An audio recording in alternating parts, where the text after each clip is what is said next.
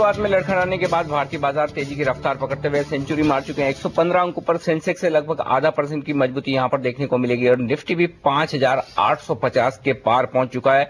Mid cap और small cap शेयरों में शानदार शुरुआत हुई है और यहां पर इंटरेस्टिंग बात है कि सिर्फ आईटी शेयरों को छोड़ दीजिए, उसमें भी इन्फोसिस कमजोर है 2%। उसके अलावा सारे के सारे सेक्टर के जो इंडेक्स हैं वो हरे निशान के साथ कारोबार करते हुए दिख रहे हैं। आज के सेशन में स्मॉल कैप शेयरों में 1% की मजबूती है। ऑटो और कैपिटल गुड्स 1 से 1.5% ये भी मजबूत है। लेकिन आज का स्टार परफॉर्मर अगर कोई है तो वो है हीरो होंडा, जो लगातार तीसरे ट्रेडिंग सेशन में, चौथे ट्रेडिंग सेशन में जबरदस्त तेजी दिखा रहा है। 5% भाग चुका है। वजह सिर्फ एक बड़ा डिविडेंड 70 रुपए का देने की घोषणा जो कंपनी ने की है, उसके बाद स्टॉक को लेकर पूरे बाजार का मूड बदल गया है। पिछले 7 दिनों का चार्ट देखेंगे तो आप 1640 रुपए से 1925-30 रुपए, यानी कि लगभग 300 रुपए की तेजी हीरो होंडा के स्टॉक में 3 दिनों में देखने को मिली है। तो यहाँ पर सारे के सारे इन्वेस्टर्स और ट्रेडर्स बुलिश होते हुए दिख रहे हैं बाजार पर। हमारे साथ कार्यक्रम में शामिल हो रहे हैं फुलरटन सिक्योरिटीज के executive vice president Rajnish Kumar. Rajnish, स्वागत है सीएनबीसी आवाज पर आपका। बाजार पर आपकी राय लूंगा, लेकिन उससे पहले चूंकि हीरो होंडा का स्टॉक काफी तेजी से भाग रहा है, क्या एक 70 रुपए का डिविडेंड पूरा आउटलुक बदल सकता है, वो भी इतने बेहतर तरीके से स्टॉक के लिए?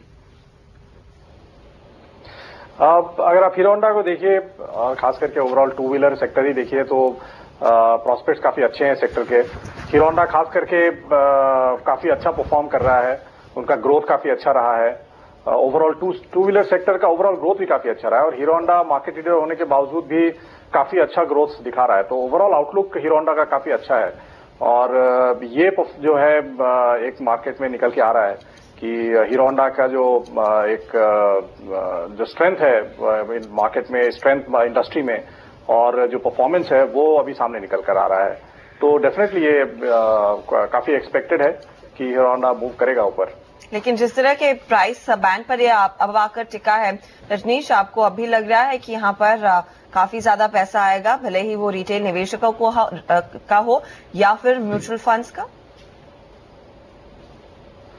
सॉरी, आप क्वेश्चन रिपीट करेंगे थोड़ा। हीरो होंडा में जिस वैल्यूएशंस पर ये स्टॉक खड़ा है और जिस तरह की रफ्तार इसने पकड़ी है, आपको लग रहा है अब भी काफी मौके हैं सभी तरह के निवेशकों को पैसा लगाने के लिए, चाहे वो रिटेल लेवल पर हो या फिर फंड? देखिए, ओवरऑल अगर आप मार्केट की बात कर रहे हैं तो अभी मार्केट में काफी कॉशियस होने की जरूरत है, क्योंकि मार्केट में अगर आप खास करके इकोनॉमी में देखिए तो 2 तरह की दिक्कतें हैं। एक तो जो फ्राइडे को इन्फ्लेशन का रेट जो निकल कर आया है, जो 9% के करीब आ रहा है अभी, वो काफी एक हद तक नेगेटिव, काफी स्ट्रांग नेगेटिव न्यूज है। उसके अलावा आप देखिए क्रूड का प्राइस लास्ट वीक थोड़ा वीक के शुरुआत में थोड़ा कम होता हुआ दिखा, लेकिन अभी वापस फिर क्रूड बढ़ता हुआ दिख रहा है। ये 2 चीजें जो है ये इकोनॉमी के लिए अच्छे नहीं है और खास करके मार्केट के लिए भी अच्छे नहीं है।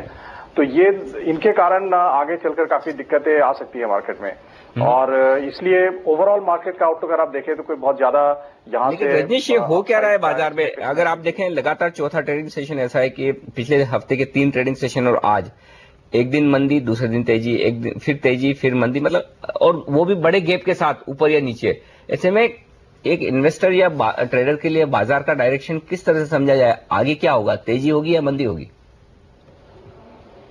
देखिए, मैं ऐसा समझता हूं कि मार्केट जो तेजी दिखा रही है बीच बीच में, ये ज्यादातर लिक्विडिटी का असर हो रहा है कि लिक्विडिटी के कारण मार्केट ऊपर बढ़ रहा है। अगर आप फंडामेंटल्स को देखें, जो बेसिक बातें हैं उनमें कोई बदलाव नहीं आया है। क्रूड इस लेवल पे, क्रूड और इस लेवल पर इन्फ्लेशन इकोनॉमी के लिए काफी डैमेजिंग है और ये इन्वेस्टमेंट के लिए अच्छा नहीं हो सकता है एनवायरनमेंट।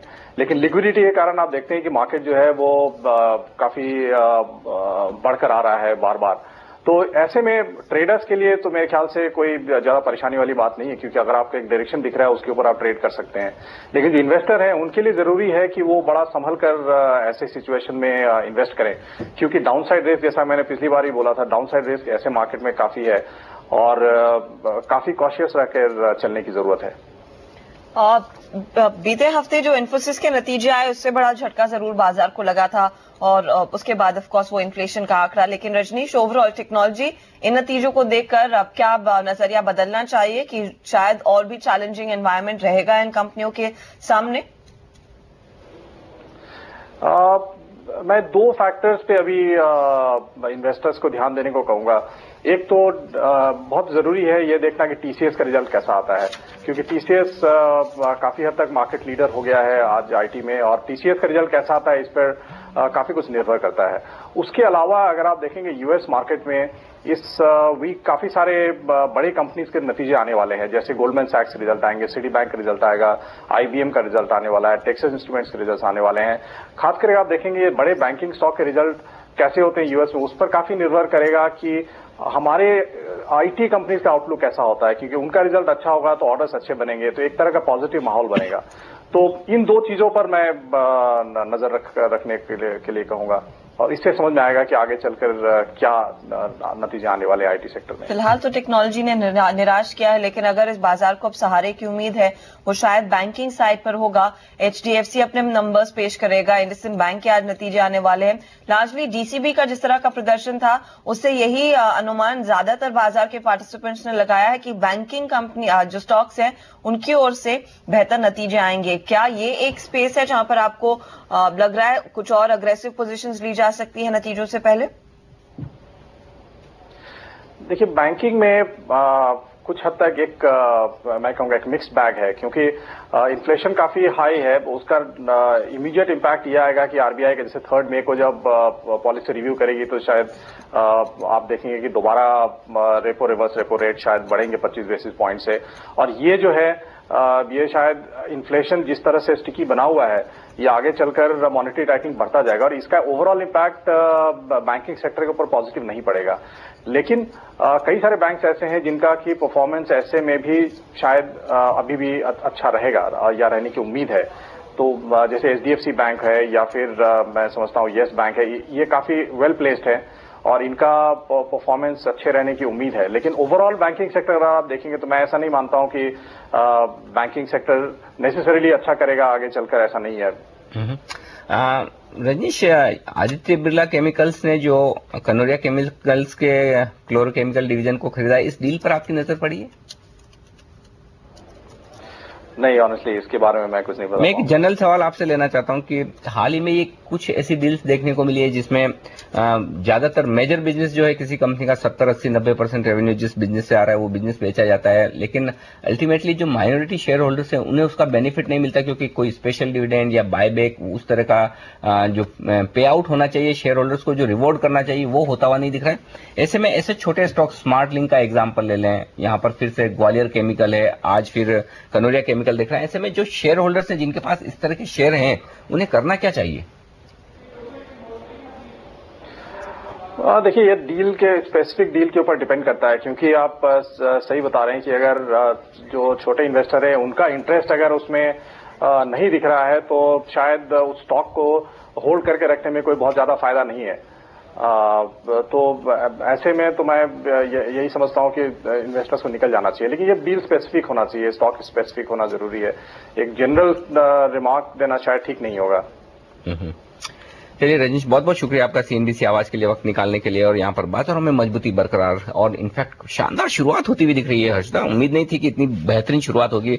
हाँ, ये जरूर अंदाजा लगा रहा था कि जिस तरह से एशियाई बाजार में रिकवरी, बाजार हमारे बेहतर शुरुआत करेंगे एसजीएक्स निफ्टी के मुकाबले में, लेकिन अब 1% के आसपास की तेजी हो चुकी है। निफ्टी 5875 के आसपास पहुंचता हुआ, mid cap small cap share सब दौड़ लगा रहे हैं आज के सेशन में। बस उम्मीद यही करें कि ये मजबूती बाजार बंद होते होते बरकरार है। लेकिन एक और स्टॉक जो आपके रडार पर होना चाहिए वो है मोदी रबर। इस वक्त खबर ये आ रही कि इन्होंने कुछ स्टेक सेल किया है अपनी सब्सिडरी कंपनी या ग्रुप कंपनी में, उसका फायदा मिल रहा है। स्टॉक 10% के ऊपर के सर्किट पर ट्रेड होता हुआ, कारोबार करता हुआ आपको नजर आएगा। मोदी रबर का स्टॉक जो शायद सिर्फ बीएसई पर लिस्टेड है, मेरे ख्याल से लगभग 75.5 रुपए के आसपास ये ऊपर की सर्किट पर, वॉल्यूम्स काफी कम, लेकिन बड़ी खबर इस स्टॉक के लिए। लेंगे एक छोटा सा ब्रेक के बाद आपको बताएंगे कि लंबी अवधि में अगर आप निवेश करना चाहते हैं तो कहां होगा आपको फायदा, कौन से हैं वो स्टॉक्स जहां पर आप लगा सकते हैं दाव। ब्रेक के बाद होंगी एसपी तुलसियान की स्टॉक टॉक पिक्स।